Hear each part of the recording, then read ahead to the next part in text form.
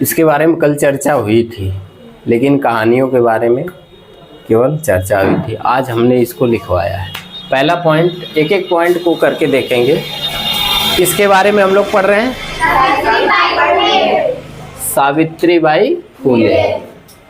यह भारत की प्रथम महिला शिक्षिका थी। और शिक्षिका कैसे बनी है ये भी मैं बताया था, बड़ी स्ट्रगल करने के बाद।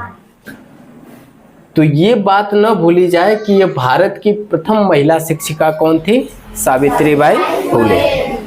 नंबर 2 पॉइंट बनता है, इनका जन्म 3 जनवरी 1831 में महाराष्ट्र के नायगांव में हुआ था। कहाँ पे हुआ था? महाराष्ट्र के नायगांव। ये फिलहाल हमको थोड़ा सस्पेंस लग रहा है, क्लियर नहीं दिख रहा था, इसलिए आप देख लेना जो भी होगा ना। लेकिन महाराष्ट्र में ही हुआ था, ठीक ना? कब हुआ था?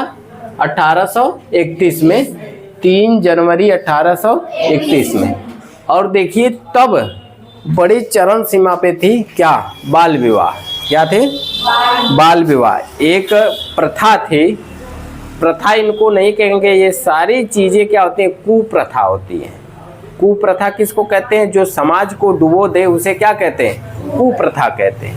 अब यहाँ 1831 में इनका जन्म होता है और यहाँ देखो 1840 में सावित्रीबाई फुले की शादी ज्योतिराव फुले से हो जाती है। कितने साल का अंतर हुआ? मात्र 9 साल का। कितने साल का? 9। अब सोचो कि 9 साल की लड़की कितनी बड़ी होगी। इसीलिए पहले मृत्यु दर बहुत ज्यादा हुआ करता था। ये कुप्रथाएं थी जो कि आदमी की जान तक ले लेती थी छोटी उम्र में शादी करके, है ना? अब उसके आगे सभी लोग जानते हैं, आगे चलते हैं। ज्योतिराव फुले, यानी कि ज्योतिराव फुले के साथ शादी होती है। किसकी? सावित्रीबाई फुले के। और इनके परम मित्र थे कौन? उस्मान शेख। किसके परम मित्र थे? उनके परम मित्र थे। और उस्मान शेख की बहन थी फातिमा बेग। ये लोग भी पढ़े लिखे थे। और ज्योतिराव फुले तब 4 वर्णों में जातियों को बांटा गया था, ब्राह्मण, क्षत्रिय, वैश्य और शूद्र। तो जितने ये ज्योतिराव फुले किसमें आते थे? शूद्र में। किसमें आते थे? शूद्र में। तो बड़ी जातियों के लोग पढ़ने का अधिकार स्त्रियों को छोड़ो शूद्रों को भी नहीं देते थे। पढ़ने पर बड़ी दिक्कत होती थी। जैसे बाबा साहब भीमराव अंबेडकर बड़े मुश्किल से पढ़े हैं, लेकिन आज उन्होंने इतिहास रचा है और वो अपने हाथों से, अपने मित्रों के सहयोग से संविधान को लिखा, जिसको लेकर के हम आज इस माहौल में बैठकर पढ़ रहे हैं, ठीक ना? तो इनको भूलना नहीं चाहिए। हमको उनको सामने देखना चाहिए कि कैसे कैसे लोग बड़े स्ट्रगल करके हमको यहाँ पर लाए हैं और हमें भी मेहनत करनी चाहिए। तो उस्मान शेख कौन थे? ज्योतिराव फुले के मित्र थे, परम मित्र थे। और उनकी बहन कौन थी? फातिमा।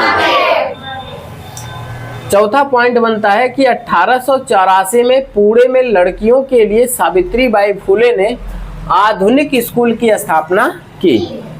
अब बड़ा ये इंटरेस्टिंग चीज दिख रहा है कि जहाँ पर शूद्रों को पढ़ने की इजाजत नहीं थी, वहाँ पे एक महिला लड़कियों के लिए स्कूल की स्थापना करी। अब कितनी बड़ी बात है।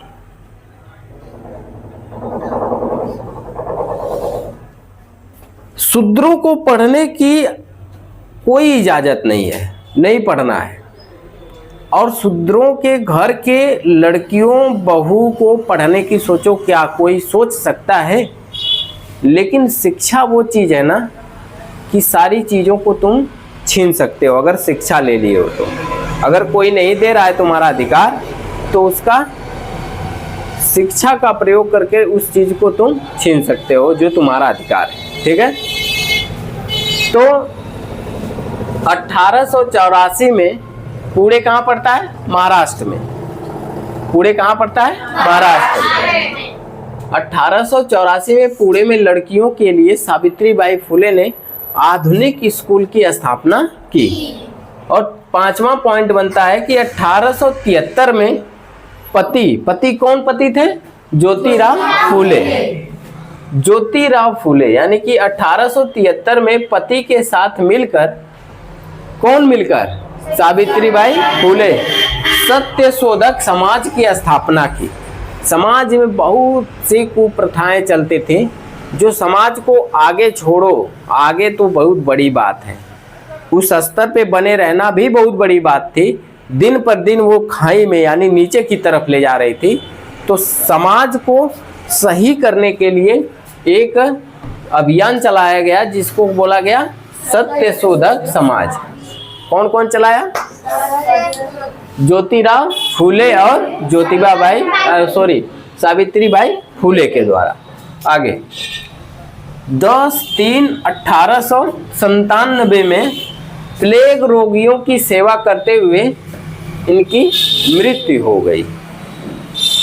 पहले बीमारियां आती थी, हैजा तावन, प्लेग जिसको बोला जाता था, है ना।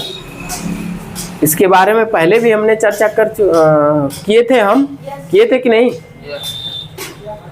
तो इसके उतनी गहराई में नहीं जाएंगे, बस समझ लो कि 10/3/1897 में प्लेग रोगियों की सेवा करते हुए निधन हो गया। और तब से धीरे धीरे करते हुए समाज में जो नीचे तबके के लोग थे धीरे धीरे उठना प्रारंभ किए।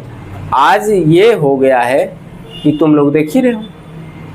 अगर अभी भी नहीं पढ़े ना तो इसी तरीके से फिर धीरे धीरे पीछे भी चले जाओगे। इसलिए हमको पढ़ना सबसे ज़्यादा अनिवार्य कार्य है। सब कार्य को छोड़ दो, पढ़ना जरूरी है।